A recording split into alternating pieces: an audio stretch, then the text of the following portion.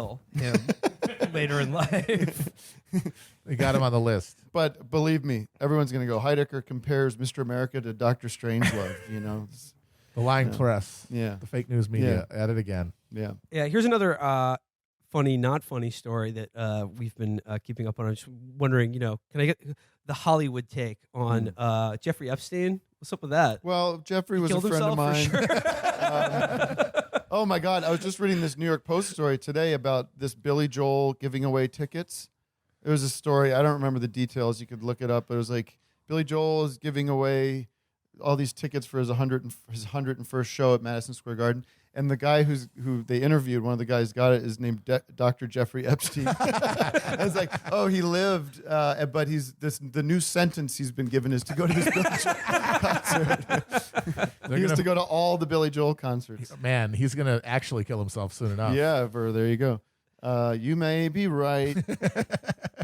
A friend we were talking about Billy Joel, and he was saying how like all Billy Joel's songs are basically him kind of chastising people, yelling, like pointing fingers at people, you know? Yeah, they're very judgmental. I don't care what you say anymore. This is my life. Yeah. You know, like, it's like, but if that's what you call moving up, yeah, good luck. Yeah, I'm moving out. People always accusing him of starting the fire. Right. Or don't go changing. Don't go changing. To try to save me. What do I think of the Jeffrey Epstein thing? Oh, I mean, it's deranged insanity. I can't believe it. I can't believe, I don't know, that the whole thing just feels like we're just living inside a bad, what's his name? Guy that wrote the Bourne Conspiracy books. Ludlum. Charles Ludlum book or something. Or I don't know. I don't know any of it. Is it, is it more disturbing, having known the guy, been on his jet and hung out and taken vacations with him? Me? Right. No, did I misread that? I didn't know the guy. I mean, we were at the same party a couple times. Parody. Well, I was just wondering, when you go to the Hollywood parties, right? I mean, not with Epstein, that's stipulated. Right, let the court records show. But you ever, stumble across like a statue of, I don't know, Moloch or something on some producer's property? See somebody in a robe? I'm not on that email invite list. I don't go. I'm in Glendale. I go to bed at 10 o'clock. I put my kids to bed. I went to go see Vampire Weekend at the Hollywood Bowl. And because I know the lead singer, and I had very good seats. It was very exciting. But the after party's like 5 guys I know from comedy and people that I've worked with on various things. Like, I don't know. I don't go to these celebrity No things. Moloch. No Moloch. Okay. I was just bragging. We know Ezra too. Lou Adler was sitting behind me at the show. Hello. That's big. I was impressed with Lou Adler because you know who I'm talking about? Lou Adler? I don't know. Wait, who's that? Lou Adler. He's the guy. You'll know him right away when I say this. He's the guy that sits next to Jack Nicholson at every okay. White beard. Yeah. Yes. He's like a legend. He produced the Mamas and the Papas. Oh, right. He produced kid was like on Rocky the Horror Hills Picture or Show. something. Yeah. He's like one of the great Hollywood maverick icon, whatever, like 60s created producer culture. Guy. I saw him at the Vampire Weekend show at the Hollywood Bowl. The next night, I'm watching the Dodgers. He's at the Dodgers game the next night, right behind home plate. This guy's 86 years old. He went out to the Hollywood Bowl and then to Dodger Stadium 2 nights in a row. Adrenochrome. I couldn't muster that. Allegedly, adrenochrome really helps you with the stamina in your later age. Allegedly, I've heard that. Also, if you produced the Mamas and the Papas, he probably knew Charles Manson personally. He probably, or even worse, John Phillips. He definitely knew John Phillips. All right, should we should I do this reading series? Yeah, let's do it. So thank you for tolerating my complaining. Hey, there's nothing when we're together. There's nothing we talk about more than the fucking haters and how we're sick of them. Yeah, it's but also, I mean, like, annoying. if we ever got any negative press or criticism at all, we'll drop you a line. Yeah. So we'll have something to say about that. Well, I just to cap it, like, I feel like we're over here doing our own little thing. Like, we're not bothering anybody. Can you just let us have our little fun and like just for them to come out and just this is tedious and how dare they? It's like you can pick on like the big boys a little bit, but we're just just don't review it. Stop doing nightclub shootings and we'll talk. Yeah, exactly. So Tim, this is an article that came out. This is an op-ed in the New York Times from like a week or so ago, and got a lot of burn on the internet when it came out. This is David Brooks is one of our friend of the show, one of our From Brooks Brothers. From the Brooks Brothers. He is one of our boys. He's one of our boys. He's one of the Brooks brothers. Albert Brooks' brother. Yeah. So he wrote an opinion column for the Times called "Why Trump Voters Stick with Him." Okay. An imagined conversation with Flyover Man. Right. Okay. Bad start. Yeah. So the entire thing is a dialogue that he is Sort of a Socratic dialogue, if you will. Right. he has imagined a dialogue between a character called Urban Guy and a character called Flyover Man that are sort of stand-ins for Urban Guy is the sort of blue state. Someone who follows the news, is very concerned about our democracy and Donald Trump. Right. And Flyover Man is the Trump voter who is going to explain to this person, why these people stick with Donald Trump despite Right. all of his numerous, crimes. And, How much time would it have slanders taken for him to like just come up with names for these two people? Regular names. That would confuse the audience. They would forget which one was which. Okay. So it's just Flyover Man, and I realize I love what you tweeted there. The flyover man. Every man loves Urban Man. I realize that's basically like 21st century politics. Yeah. Flyover Man hates Urban Man. Yeah. They have a fight. Flyover wins. That's where we are. Meanwhile, both of them are right now standing in line together at Starbucks at some airport in O'Hare or something like that. No, And everyone has the same experience. Yeah, exactly. American experience is pretty fucking uniform. There's just like Fucking lines at airport fooderies is blowing my mind this week. Were you at O'Hare this week? No, I was in Vancouver and then in Okay. Newark, and there was a line at there the we go. Newark airport that had to have been like a city block to go to some shitty food place. What was the Like- place you saw in O'Hare? It was like Burger Citizen or something? Burger Citizen. Yeah, Burger Citizen. And you know what they have at Newark now are literal porta potties in the terminal.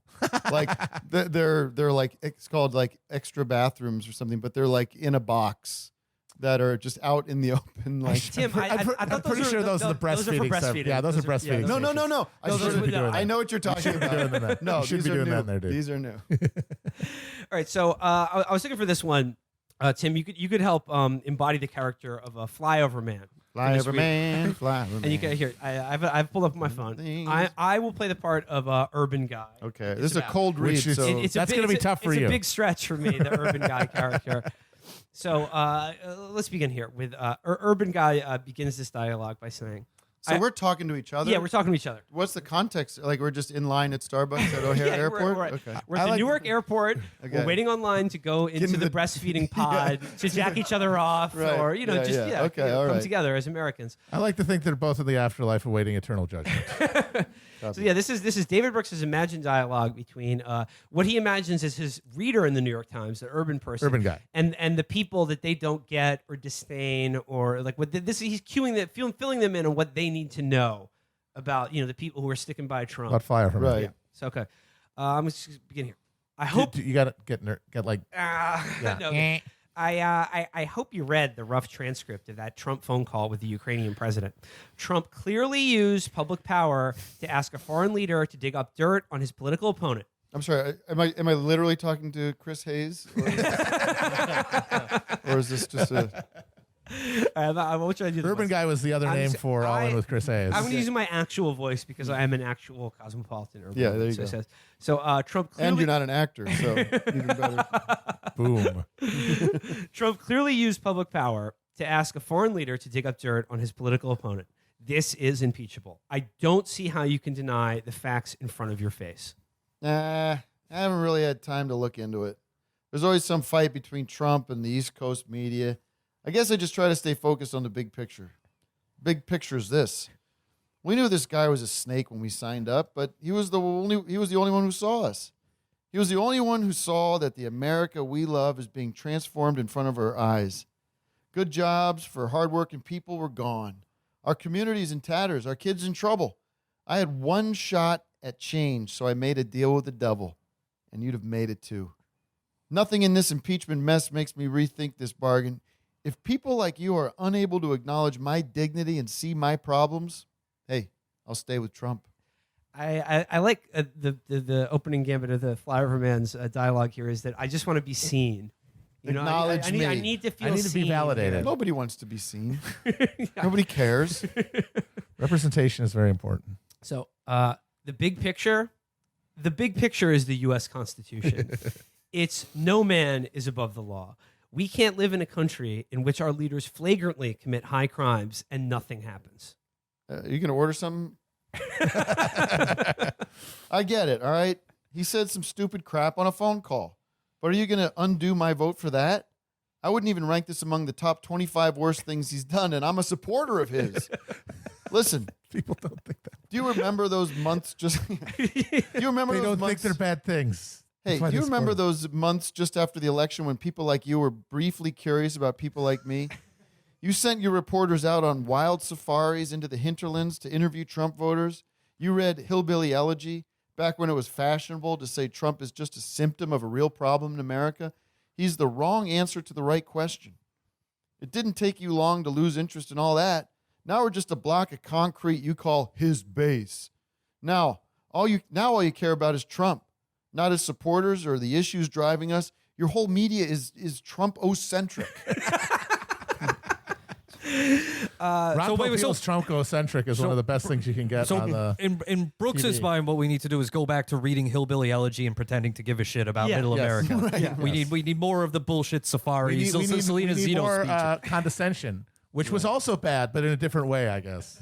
But you know, like he is right though that the average David Brooks reader did go through a phase where they all read and loved that Yes. shitty book Hillbilly Yes, Elegy and yes. thought they understood it. Right. Yeah. But clearly that wasn't good enough.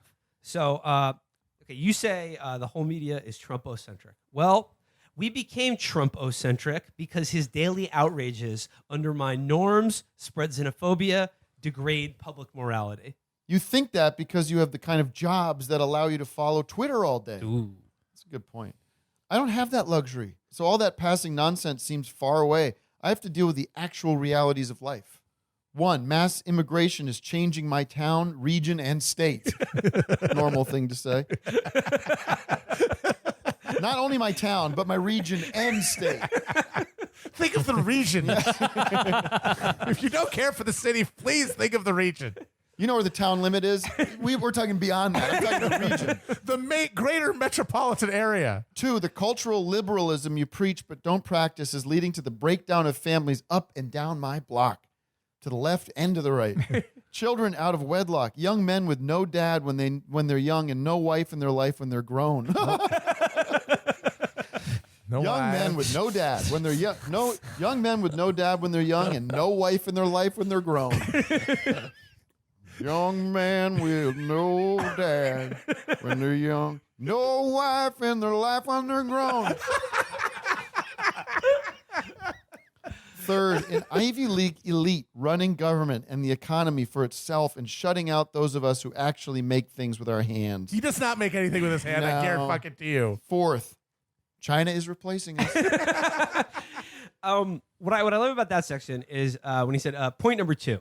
He says the cultural liberalism you preach but don't practice is leading to the breakdown of families up and down my block. That line about how liberals practice but don't preach family values is something that, like, you know, the Heritage Foundation has been. It's a line they've been trying to sell for, like, I don't know, 10, 20 years now, and it just so just so happens that the Trump voters David Brooks talked to, like, also said that exact phrase. What I've always wondered about that is, what does that actually imply? Because what they mean is that, like, liberal blue state family models, like, there's a lower rate of divorce, and, like, they tend to, you know, like, delay marriage and, like, delay marriage and child rearing till later in life. Right. But, you know, they don't preach it because they have social liberalism that, like, leads to family breakdown.